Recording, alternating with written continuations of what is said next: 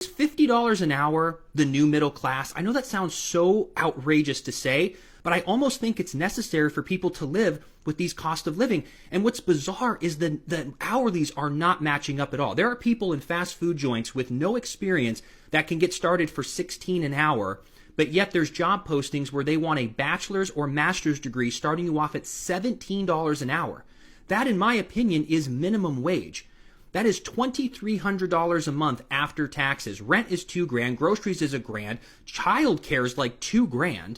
Not to mention everything else. Like $2,300 people cannot survive on, and that's what they're starting bachelor's and master's degree people on? What?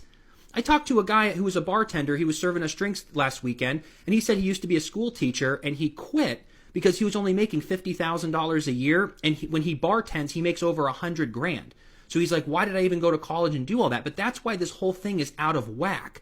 Like, it's not even the inflation itself. It's the companies that just seem to also be out of touch with they're so excited about starting at $17 an hour. Even if you work your way up to $35 an hour, it's still barely enough to get by. You're not going to be able to buy a house on $35 an hour.